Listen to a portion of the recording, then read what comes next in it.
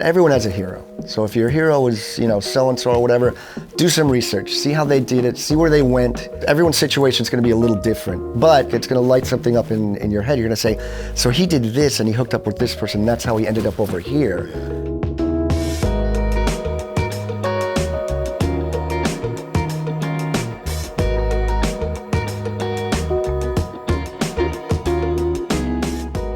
Jim, thanks so much for joining us here at the Sessions panel. We have had these interviews and we've had so many people as we come down to Miami here. Your name comes up all the time as a guitarist, as a musical director and what you're doing. So it's great that you are on the cusp of keeping this thing going. So congrats to you for sure. Thank you. No, great to be here. You're born in Detroit. Born in Detroit, yeah. So did any of the Detroit music, did any of that influence you? Absolutely. I mean, I grew up as a guitar player and, listening to Led Zeppelin and The Who and the Stones, and Bob Seger was heavily into that band, heavily into them. I'd go see them when I was in junior high school at the Cobo Hall was the big one, and that's where I'd see all my concerts. I was really into Johnny Winter, who was a blues guy, but not necessarily from Detroit. But Detroit was still a stop for every artist and every band. So if I was into Humble Pie or Peter Frampton and all that, then they came through. I'd make a point, obviously, to see them. Detroit in general, it's funny because when I turned 14, I kind of left Detroit. I went away to Interlochen Arts Academy to study music. Great school. There. Great it was fantastic. Yeah. And it's way up north in the middle of the woods. So you're very isolated. It's a great place to practice and, but obviously you just get into it's incredible because it's just all day music and art and all night. And for me, it was incredible. But it kind of pulled me away from any local scene in Detroit, you know what I mean? Were there guitar heroes, all these different bands that you were hearing? Were there specific guitar players that you started to? Of course, Jimmy Page was one of the first ones. And when you're a kid and you're learning how to play guitar and you're I want that Les Paul and I want Jimmy Page, I want to be in a band with 4 guys and I want to be the lead guitar player and then eventually I'll have a castle, right? Because everyone has a castle, it's, I guess in the English countryside or something. Yeah. And that was the dream.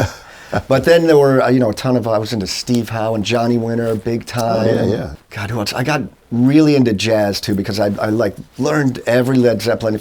I still have a bunch of the old records, that I was learning off of. Yeah. And the thing is back then, you take the needle and you just drop it and then drag it and hear da-da-da, and then try to figure it out, and then same spot, let's try the same spot, figure it out. So my records are just scratched, to hell. If I pull them out now, and I still have the same turntable that I learned everything on, I kind of felt like I wanted to keep going, and then I got into jazz a bunch, so I started getting into guys like Joe Pass and Pat Martino, and there was a place called Baker's Keyboard Lounge in Detroit that was a famous jazz club, so I would go see all those guys there when they'd come to town, and at Interlochen, I started studying jazz, and they didn't have a guitar program at all, so I played in the big band, and I had a jazz improvisation teacher, and I took piano and sort of self-taught guitar. Interesting. But I liked it because I was surrounded by horns and orchestras, strings and all these other elements, and it was just a big artistic situation. If they needed an electric guitar in the orchestra, I'd do that, and they had, this huge orchestra that would travel, and as far as guitar influences, it's just endless and endless, and it never ends. Then Van Halen came out, so you have to learn every Eddie Van Halen solo, and then Steve Vai, and Lukather, and Larry Carlton, and all these just endless. What a great open mind you had to be able to be influenced by all those. But then you don't know what, this go. guy, where am I? Yeah. But interesting enough, so you didn't really study guitar with any teachers at all? Was there a studied, schooled way of learning guitar? I think there definitely was, and at the time, there's no videos. Now your kids are lucky they can, I want to learn Mean Streets by Van Halen. Let me just look it up on YouTube, slow motion. Oh, that's how you do it, great. Yeah. For me, it was never like that, so there were no videos. I did have a private instructor before I left for Interlochen. So I learned from him, but I guess I kind of just kind of tried to pick it up on my own and I was into books. I had tons of books. If there was a Berkeley book, any book, I'd mail order these books. It would take 8 weeks to get the book back then. You wait for this book, it'd come Joe Pass guitar style. And so there'd be some pictures and diagrams, and I'd kind of learn from that, fingerings and all that. And there were a few teachers, or players, I should say, that I had lessons with that were, big time influences. And eventually, after Interlochen, I came down to Miami for college, which is where I went to University of Miami. University of Miami, yeah. So at that point, interesting how many years ago, how we had to fight for our knowledge. It's so much easier today. It's delivered to you through the internet. These and, guys you can learn anything they Absolutely. want right away. I mean, I take advantage of it all the time. It's like, I wonder what kind of pedal he used on that. Well, let me Google that and see. Yeah, It's like, yeah. oh, this pedal he used on this. And But at the time growing up, like you're saying, we had to really kind of research and do the homework. you had Guitar Player magazine, Yeah. Downbeat or something. But, Yeah. you know, Guitar Player had these articles in the back at the end of each issue that I would study and learn every time. There was like a Tommy Tadesco, who's a big studio guitar player in LA. Big He time, had an yeah. article. Jerry Hahn, there were a bunch that I was really into. Larry Coryell. Yeah. And so those were, you know, but you're right, I was heavily into books. But this getting is music interesting. books. You mentioned someone like Tommy Tedesco. I mean, he goes back to the Wrecking Crew back in the LA days of what all that they recorded and what they did. And these were guitar players that weren't necessarily known. So Exactly, yeah. we had to go out. And you had, which I'm sure you did. You did the research to find out who these people were and what they were doing. Totally, yeah, of course. And Tommy Tedesco was on a show called Fernwood Tonight Yes. years ago. It was like a late night talk show. Yes. And on the breaks, he would just be wailing. Yeah, yeah. And so I'd watch it like every night. I'd just be like listening, trying to, you know, you couldn't record them unless you had a VCR, which I didn't. So I'd just listen for that all the time. The band was an accordion player with Fernwood Tonight. Yeah, Tommy yeah. Tedesco, and Shelly Mann was the drummer. Shelly Mann was Shelly the Mann was the drummer. Shelly I've played got to drums on ask that. him about that. My God, I don't know Absolutely. that. So it was amazing. Great These story. great musicians were playing this rock. Up-tempo, like straight-ahead swing, and Tommy's just like, and I'm like, oh my God. And they'd show shots of him. Sometimes he's just this big guy sitting there Yeah. playing like a big guitar, Yeah. like a 175 or something, and just shredding. So now you make the move to Miami. What happened when you got to Miami? I was following the footsteps of some other people who had gone to Interlaken, and then they went from Interlaken to Miami. One was John DeFaria, was a guitar player Okay. who he came up and visited Interlaken when I was a student there, and he was going to UM, and he was just amazing. I was kind of blown away, so I had it in the back of my head about Miami. I looked at a bunch of different places, including like Guitar Institute and Berkeley Yeah. and all these places. I didn't want to go to Berkeley only because it's an amazing school, but I heard there were like 600 guitar players, Yeah. and I just didn't want to get that crazy. So Miami seemed like a good pick. So that was my first sort of exposure to being around guitar players all the time, guitar ensemble, and having guitar teacher, and you know, it was an incredible experience, really. Who did you first start working with around that time? I mean, back then there were top 40 bands. That was like the thing. Like basically the Miami Sound Machine was a top 40 band that became the Miami Sound Machine. Yeah. And we would play, you'd get a gig like that. I think I've got my first sort of gig like that as a sophomore, like my second year. Right. First year is just kind of like practicing. You're in big band, you've got ensembles, all that stuff, tons of homework. Then once you get a gig, it's challenging because it's usually like at least back then, 5 or 6 nights a week, Yeah. 4 or 5 sets a night. Yeah. Which I loved because I just wanted the guitar in my hands all day, every Right. day, in as many different situations as possible. So all day at school, ensemble, plus academics and all that. And then go take a nap, or sometimes I'd teach at a music store down the street, teach after school, then go to the gig till 2 in the morning, get up and do it again. I loved it. You know, back then it was, you know, you're playing these clubs, there's girls, you're playing guitar, you're having the best time of your life, you're getting paid, which was like, wow, what? So you're living the dream at that point. I mean, you know, I had loftier dreams, but this was Yeah. a way to get there for sure. I mean, I was still, you know, aiming, and I think as things progressed for me, I definitely had targets that I pinpointed that I wanted to sort of So when did chase. Expose happen? That was, I was in school, and there was sort of a cattle call. That was in 1989. There was like a cattle call of, you know, for auditions for a band. So I was one of the many people that auditioned for that. And then they whittled it down, and then they put like 3 bands together against each other, and then I ended up in the final band and ended up getting that gig. And then that was my last semester at school. So then after that, I went on tour with them, and then that's kind of how things started. And I think the most important thing about school and about Interlaken for me and about University of Miami, I don't think, you know, it's not necessarily that you need to go to school, obviously, to become a great player or anything. But everyone I met at Interlaken and at University of Miami turned into something career-oriented. So I remember going to school, you know, to register for school for like, you know, that semester. I went up to Ace Music to meet Steve Vai because he was playing there. He was going to do an appearance there, and I knew the guy let me in to say hi. And I was in there, and I met this guy's, and I recognized him. I'm like, are you Alto Reed, Bob Seger? And he was like, yeah. Anyway, I was like, no, I met you on an airplane years ago. Anyway, I'm a guitar player, whatever. And he was like, oh, I got this studio I just put together in my house, let's stay in touch.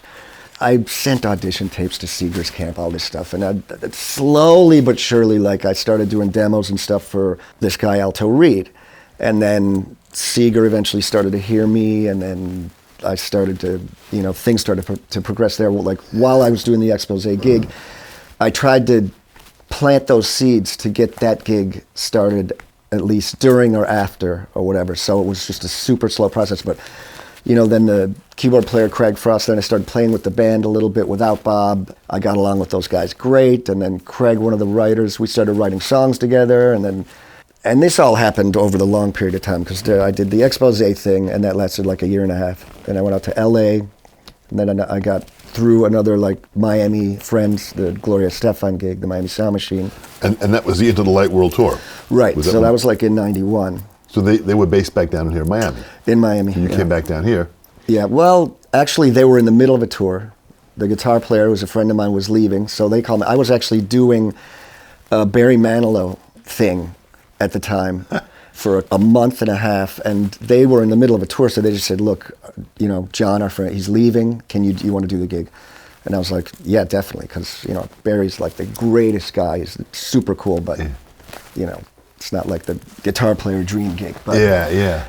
Nevertheless. Barry's always had great musicians. Great songwriter, talent beyond, royalty, literally music royalty. Yeah. But I was really excited about. Gloria was super on top. So that gig, basically, I just flew straight to Australia. I learned the show, and we did like a rehearsal at the gig, and then just boom.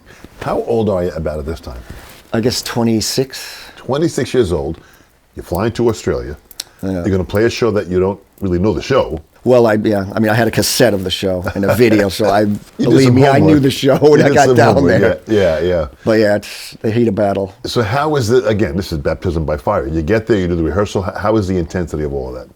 They were all my friends, so I already knew all these guys in the band, so that made it easier. Yeah. But, when there's still all this pressure, because the top of the show starts with a guitar riff, and, it's kind of like, stop, guitar. It was a smaller band back then. It was just 3 horns and then the nucleus of the band. So, yeah, it was 1 guitar player and, bass, drums, percussion, keys, and 3 horns, and Gloria. So there were a lot of moments where it's just guitar, guitar and voice, or 2 guitars or whatever, if, George was going to play guitar. But it was intense, but it was great. So from there, this is the Into the Light World Tour. You've got this thing going on. How long were you on that tour for? I guess about a year. Now, what happened with Bob Seger? Did you ended up beginning writing some songs with him? Well, I went to Australia, did the Gloria thing. When I came back, we had, a few weeks off before we were going to do, I think, South America or Mexico. So then I flew to Michigan, to Detroit, to rehearse with Bob, just to see. He was still, he hadn't toured since 87. I'd already done a video with him or whatever. So we're at his house, and I get there, and I walk in the door, and he's already talking to the 3 main guys in the band. And he's like, yeah, because I wanted you guys to be able to make your plans for the rest of the year, And I'm thinking, oh man, he's gonna tour now. What am I gonna do? And I've got Gloria. I'm leaving in 10 days to go back out with Gloria. Yeah. Bob was like, because I'm not gonna tour this year, and I was like, whew, man. And so then that just went on to he's like, I want to write. So he wanted to keep writing. So Craig Frost, who was a guy from Grand Funk, and one of the guys was Seger, who wrote a bunch of songs on some of his records with Bob. Yeah. I hooked up with him, and we just started doing tracks. And then finally Bob invited us out on his boat, and we went on the boat, and at the end of the trip, I was like, so, what's happening? Because we'd been in the studio a bunch, recording songs, not our songs, but Bob's songs. And so I'd had a lot of time in the studio with him in Nashville, mostly Nashville and LA. But then he's like, yeah, I heard you guys got some stuff. Yeah, let's check it out. I'll come down tomorrow. And, Craig and I are thinking, yeah, amazing. But we're thinking, you're not coming down. And then, amazingly enough, I woke up the next day and Craig's like, he's coming. So when he came down and we played him a bunch of these tracks and he loved them. So we ended up we cut 10 of these songs he wrote lyrics to and everything. I think 4 ended up getting on the record. 1 was a first single. So it was, for me, having seen Seger in concert as a kid, and then having this opportunity was and then when he finally did tour, it was incredible. #1 on the Billboard, the Lock and Load. What's amazing is that you got to keep this in perspective. Bob Seger's the guy that you're really kind of idolizing to a degree. Totally. Yeah. Then next thing you know, you're writing with them. This really is an incredible full cycle of the dream that every musician wants to have. Yeah, I mean, it was surreal. I was thinking about that scene in the movie Wall Street. Yeah. When he's trying to get Gordon Gekko. Yeah. And he gets the phone and he's like, all right, kid, da-da-da-da-da-da, and he hangs up. He's like, I bagged the elephant. I was thinking of that, like when I got like the original call of like, after trying and doing the whole thing, it's like, yeah, we got this happening. It was like that kind of thing. Like all this effort towards trying to, get there, paid off, but surreal. It's never like one moment where it's just like, wow, do you want it? It's always gradual little baby steps. But it seems like when they speak about The Secret, where you put out to the universe what you're looking to achieve. It seems like you really laid down the intent of what you were looking to achieve, and it came to you and found you. Yeah, I mean, maybe. I mean, I didn't burn anything or like do. There were no rituals. But I think just your mind focus on being bent on having that relationship. I kind of saw the path and like I made a conscious effort to be available and to stay in touch and to these guys were super cool and I really wanted to be involved in it with them and they were helpful to me and then Bob was super cool and eventually we did album cover shots and stuff, and I got to play on the Greatest Hits album. Fantastic. And eventually, we did do a tour, which was incredible because then you play in all the songs that I grew up listening to. Yeah. And what a dream! What an absolute unbelievable dream. So here you're doing this here now.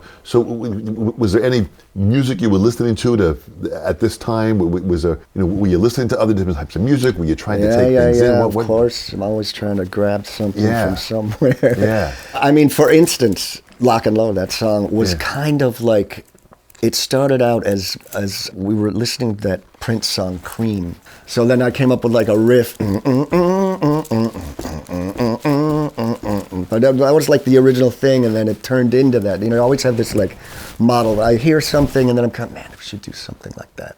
It never ends up being the same. Yeah. But it inspires you to sort of grab that, wow, that's such a cool groove. Like, I love that groove and that, I'll bet we could do something with that idea. Which is probably what he did. Prince got it from somewhere. Sure.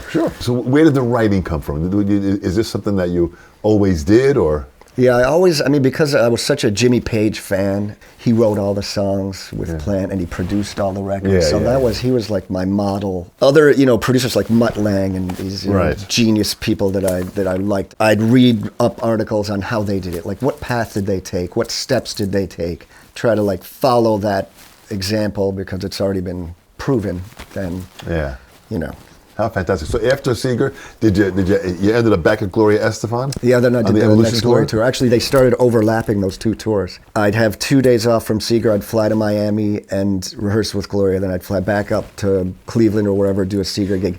Then I remember we did like Great Woods with Seger in Boston, then another Seger gig. Then I went back to Boston to do it with Gloria, Great Woods, and then another Seger gig. So it was like amazing how it worked out schedule-wise. Just the last few weeks were like starting to get a little intense. Well, I think the stress of just the traveling and the playing and now rehearsing through the... and if you miss a flight, oh my God. Yeah, it's all over. So now you're doing Gloria's gig. You started working with Emilio Estefan? Yeah. He had sort of taken on George and Clay Oswald and George Casas as producers and writers, and he had tons of stuff going on.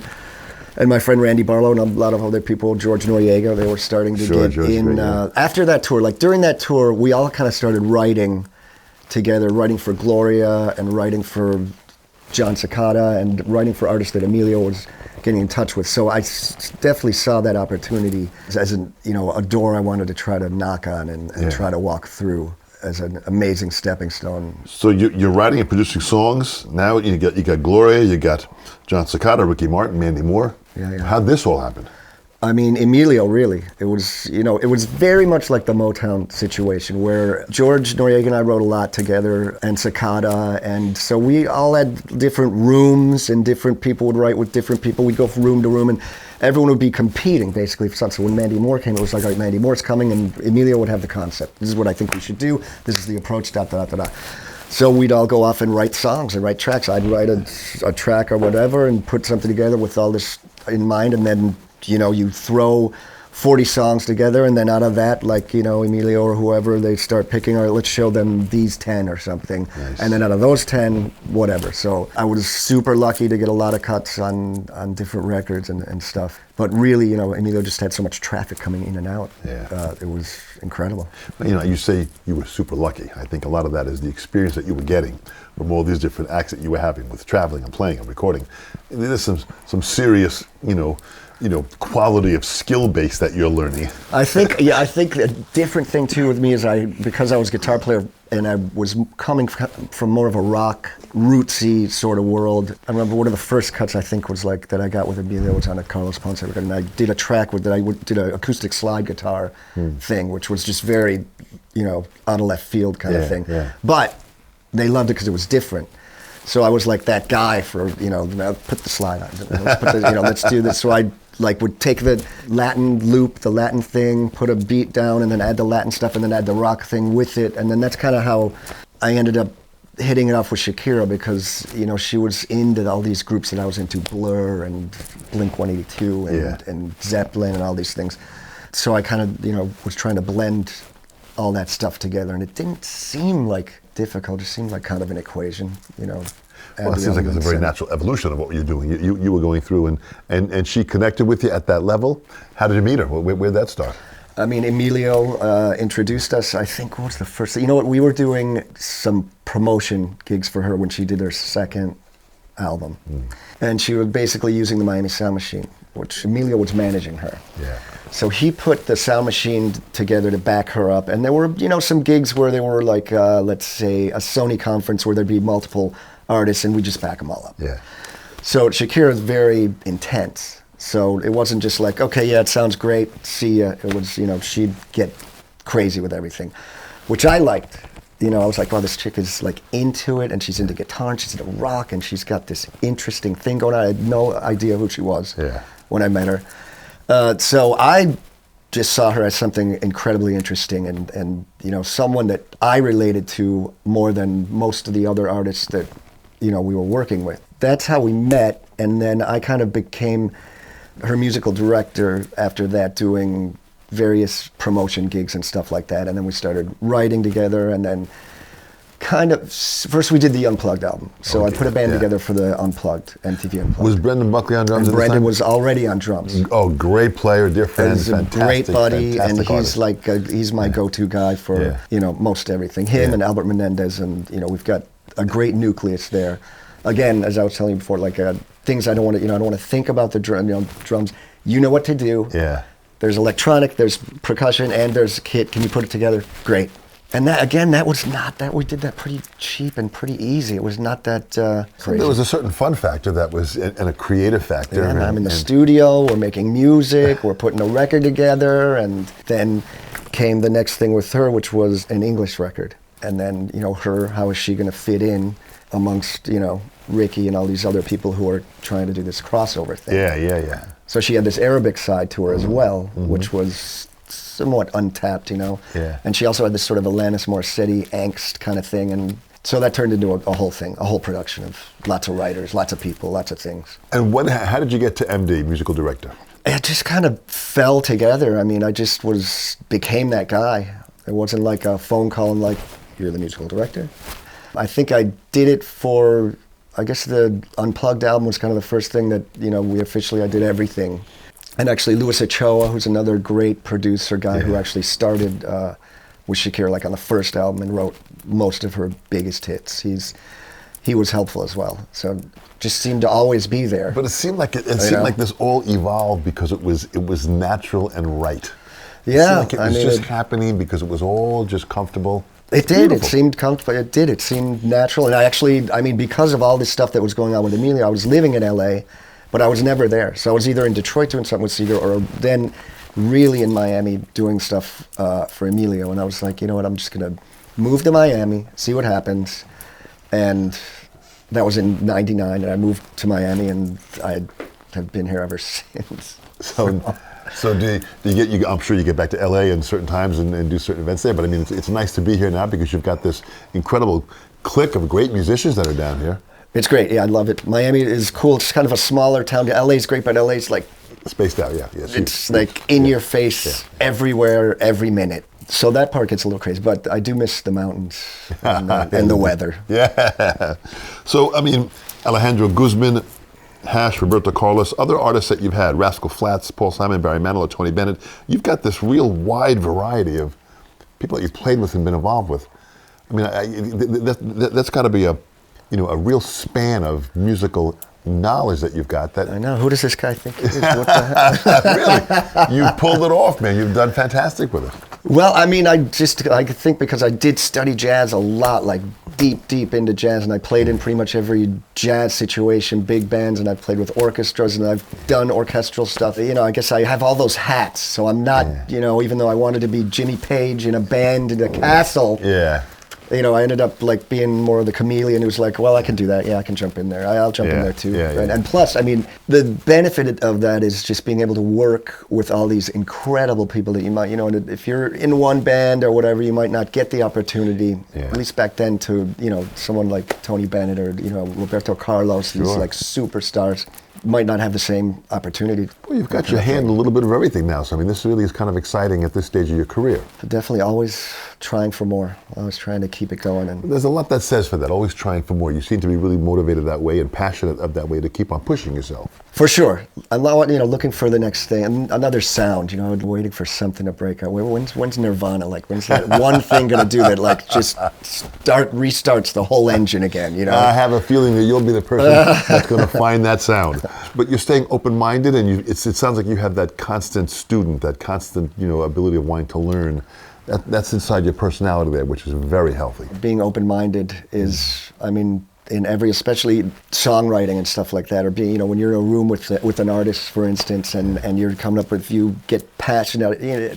I used to, and everyone's gone through this, where you're working on something and you're passionate about it and you're like, it's like this, and then the artist is like, I don't really like that part, can we start more? It's like, no, it's gotta be this, no, and you don't want to part with it, because you're so, but at the end of the day, that's the person who's going to tell the story. Absolutely, yeah. And it takes a process to get to that point where you understand that reality. Yeah. And so being open-minded is the best thing. And now, if I've got something that I might love, and someone's like, I don't really feel it, I'm like, no problem. Yeah. How about this? Yeah.